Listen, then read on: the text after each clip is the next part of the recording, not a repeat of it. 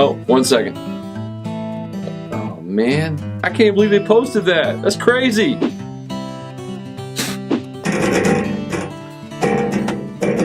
This week we're starting a new series on habits. The series is about how to overcome things in your life that are defeating you. I don't know if you know this or not, but if you believe in Jesus Christ as your Lord and Savior, then you are victorious. That's right. You're not just a person who struggles through life.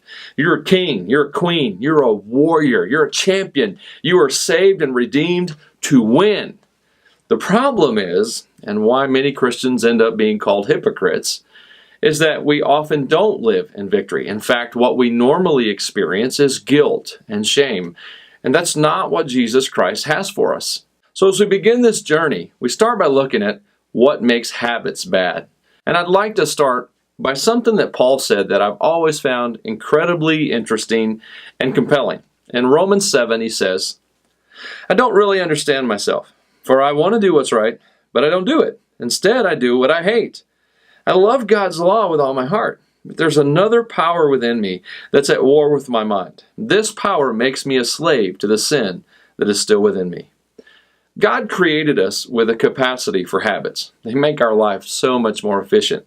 In fact, modern science suggests that as much as 95% of our days are spent on automatic. But habits can be good or bad. Habits can be good, like you get some exercise, or you eat healthy, or they can be bad. You take up a smoking or some other thing that's detrimental to your health and maybe even your sanity. So why is that? Why is it that even sometimes good habits can become bad habits? Paul suggests, no, he says that there's a power within us. There's a power that he calls the sin nature. And it's continually pushing our habits toward things that are bad for us, toward things that are not healthy, that are not good, that don't make us stronger. And that's really frustrating. In fact, it was frustrating for Paul. He said in verse 25 of Romans 7, "In my mind, I really want to obey God's law, but because of my sin nature, I'm a slave to sin." And that's where many people feel bound. They want to do more, they want to do better, but they feel like they can't. So this series is going to be about how to overcome those things, how to live in the victory that you've been promised in Jesus Christ. I mean, it's part of trusting Jesus, the victory that comes. But before we get into how to experience that victory, we have to be honest with ourselves.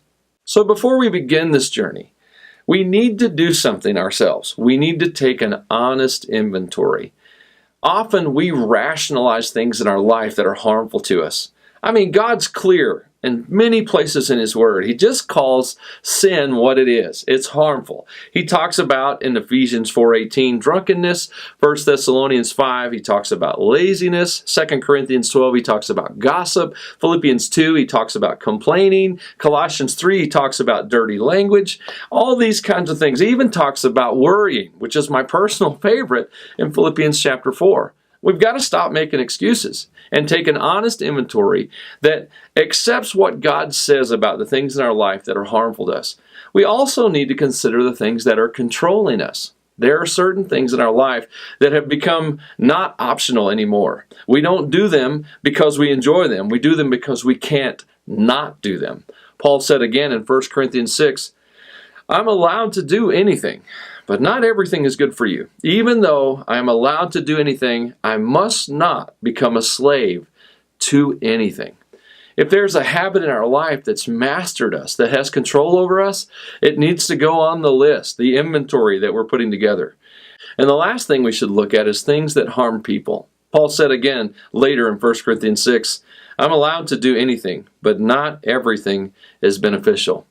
Some of our actions and thoughts, well, they make us grumpy, or they hurt other people, or they stop us from actually expressing the love of God toward others. I mean, how many people in your life do you know that have claimed to be Christian, and yet the way they behaved, it was miserable. You didn't want anything that they had. there could be a number of things in our life that just aren't helpful. They don't bless other people. They don't love other people. In fact, some of our thought patterns, even some of the activities that we habitually practice, can be harmful to people. Maybe they make us grumpy and act less than loving toward others. Maybe they actually make other people hurt or cause them to experience something less than the joy that God has for them. And so we need to go through and look at our lives and say, God, am I rationalizing this? Is this in control of me? Does this hurt other people? And when we ask that question, I believe God answers. And when He does, and He gives us those things that are causing damage in our lives, we need to turn them right back over to Him. We need to submit them to the love of Jesus and know that your Father in heaven loves you. This isn't about feeling guilty and experiencing more guilt and shame over the mistakes that you've made. This is about letting those things go and not living in the past anymore. That's what habits are. They sometimes are just echoes of the mistakes that we've made in our past. So we give them to Jesus, and we start by trusting Jesus, knowing that when we give things to Jesus, He takes care of them. I'm really excited about this series. It's going to produce a great conversation in your family. Imagine talking to your children about the habits that you've had in your life and openly sharing with them some of the things that have created harm for you and some of those habits that have really helped your life go so much better. It will be such a testimony to them. It will help you disciple your kids in an amazing way. I hope you have an amazing day. And if you don't have a church home, we'd love to see you at Ordinary Faith.